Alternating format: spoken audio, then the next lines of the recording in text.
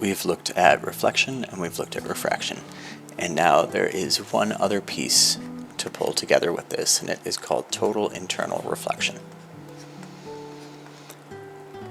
Total internal reflection kind of straddles the line between reflection and refraction.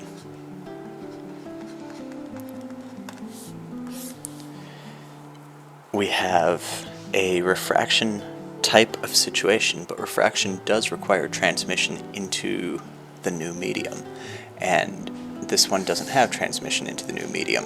So what's going on is if I have an index of refraction here, maybe of 1.5, and out here of maybe 1.0, and I have an incident ray, maybe like this. I'm going to make it pretty steep on purpose.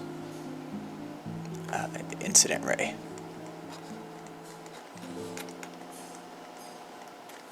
I can draw in the normal.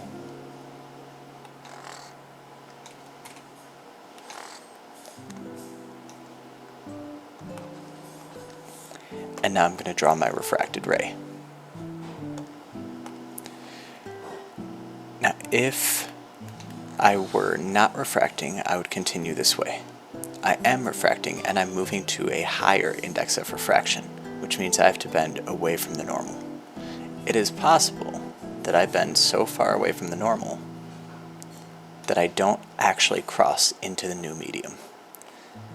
What that means is that my refracted angle is 90 degrees. When I do that, then my incident angle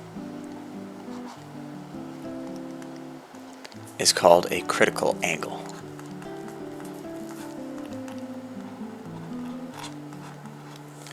This is called total internal reflection.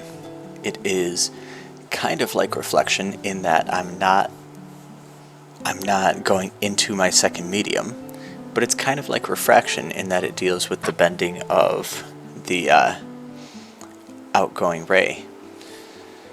So mathematically, it's going to look like an N1 or N incident sine theta incident equals N2 sine theta 2, but with a couple of changes. My incident angle becomes a critical angle, and my second angle becomes 90 degrees. The sine of 90 degrees, this thing,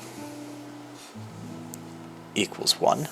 So what I get is that the sine of my critical angle is equal to N2 over N1. And I want to pause for one moment here. Sine is a function that if I plot sine of an angle, it's going to look something like that. The maximum value for the sine of an angle is 1, and the minimum value for the sine of an angle is -1. Sine is a function that lives between 1 and -1. The sine of my angle is N2 over N1. This will only work. This is only possible if this thing is less than or equal to 1. There's more. It can't be equal to 1, because if it's equal to 1, then that means N2 and N1 are the same, and I'm not looking at a change in interface. So this has to be less than 1. For this to be less than 1, I need N2 to be smaller than N1, which means, practically speaking, I need to be moving from a slow medium to a high medium, to a fast medium. So I need to be moving from slow to fast for this to even be possible. When it is possible, if I solve this for theta critical, when it is possible, I'm going to get that there is some critical angle where I reach total internal reflection.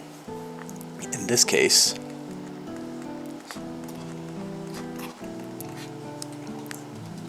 it's going to be 1.0 over 1.5, the inverse sine of that, which works out to be 41.8 degrees.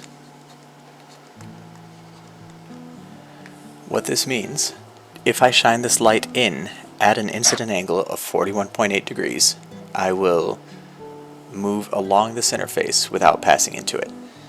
If I shine this in at more than 41.8 degrees, I will have the same result. So anything over here will have the same result of total internal reflection. The critical angle is the minimum angle. So critical angle is the minimum angle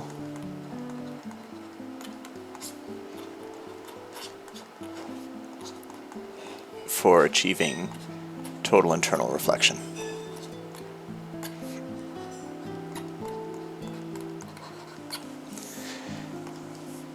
In case you were wondering, where am I ever going to use this? The big application for this is in fiber optic cables.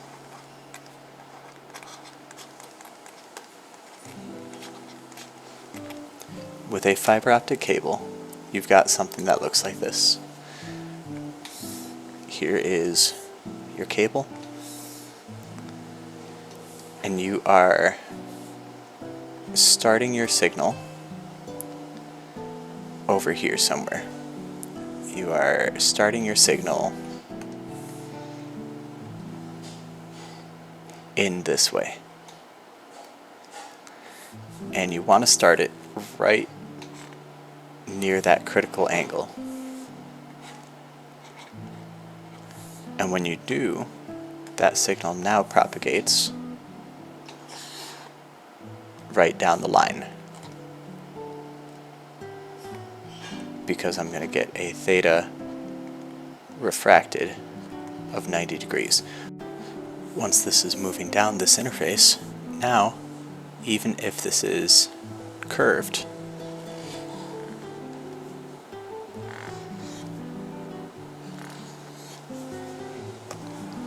I am just following right along this interface. And that's a benefit. That means I am passing my signal along as quickly as I possibly can. And that's total internal reflection.